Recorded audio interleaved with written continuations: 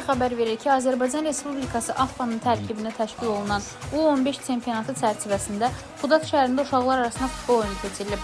Qarşılaşmada Xudat City və Xocalı futbol komandaları üz-üzə gəlib. Gərgin və maraqlı keçən oyunun nəticəsinə əsasən Xocalı futbol komandası 3-1 hesabı ilə qalib gəlib.